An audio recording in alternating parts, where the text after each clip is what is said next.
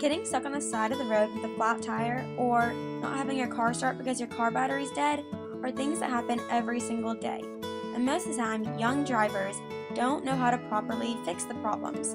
And in this short video, I will teach you all the basics you need to know to properly take care of your car in case of emergencies. But of course, safety's first, so if you need help, don't be afraid to call somebody.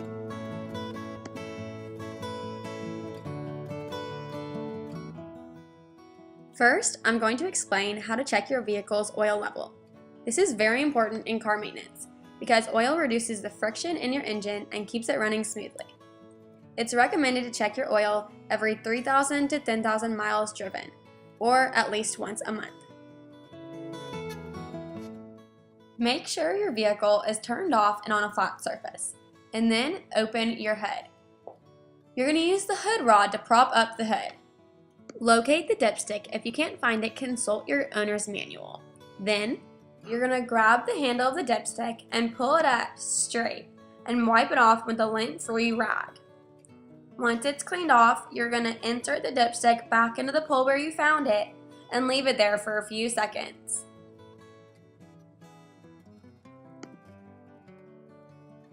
Then you will pull the dipstick up again and make sure you pull it out straight and slowly. You may have to grab the stick midway to keep it from moving. You're going to check the end of the dipstick where there'll be some sort of indication of how high the oil should be. If you don't need to add any more oil, you're going to reinsert the stick back into the pull where you found it. But if you do need to add oil, you need to go to your local car maintenance shop.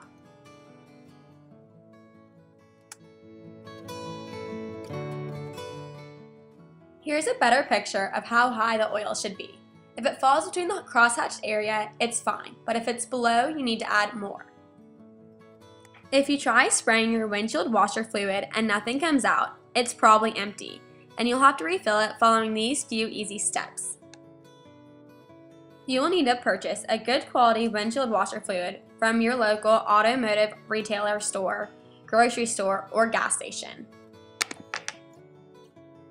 To refill your washer fluid, you need to make sure your vehicle is turned off, and then you can lift your hood using the supporting rod. Then, locate the windshield wiper fluid reservoir cap. It should be a colorful cap near the front of the engine and have a picture of a windshield on it. Open the cap and pour the washer fluid inside. You may need a funnel if it's a small hole.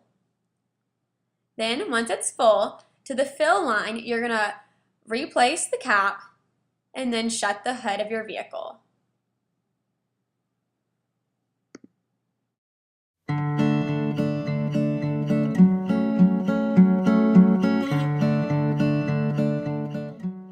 If your windshield wipers begin to streak water, squeak, or leave a milky film across your windshield, it's probably time for new wiper blades, which you can buy at your local auto body shop.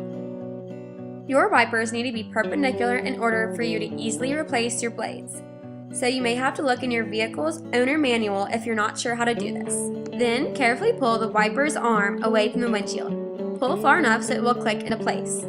There should be a pin or a button on the end of the arm you need to press to release the blade. You will attach the new wiper blade to the wiper's arm by sliding it through the arm's channel. Press it into place, and then when you hear a click, it's installed. You will repeat with the other side. Now I will show you how to check your vehicle's tire air pressure. This is very important to ensure safer, more comfortable driving. You will need a tire air pressure gauge. The standard gauge measures in PSI, which means pounds per square inches. You need to know what PSI is right for your own tires. You can find this on a sticker located on your driver's side door. Once your vehicle's been turned off for a few hours, locate the tire's valve stem, and then remove the cap. Evenly place the gauge onto the tire's valve stem, and firmly press down onto the gauge. It will stop airflow and give you a proper PSI reading on your gauge by blowing out the metered stick. Inflate or deflate the tire as needed, and then replace the valve stem cap properly. You will repeat this process on each tire, and don't forget to do your spare as well. If your tire pressure is 5 psi under the recommended amount, that means you need to put more air into it. To do this, you'll need to locate a local auto body shop or gas station that has an air dispenser. Once you find an air dispenser, you will park your vehicle close enough for the hose to reach all 4 tires. You will need to bring your own gauge because the air dispenser's gauge is usually inaccurate. You will use the gauge to check the air pressure of the tire. The pressure will have increased because driving makes the tire hot and the air inside expands. It's important to only add the amount of air the tire lacked before you drove to the station. You will untangle the air's hose and put the end of the hose's air nozzle onto your tire valve stem. Squeeze the end of the hose until you hear the air going in. It won't take long, so add a little, check, and then add a little more until it's right. If you add too much air, you can use the back of the gauge to press against the tire valve stem, which will release the air. Once the tire air pressure is right, put the tire valve stem cap back on and repeat the process with the other tires.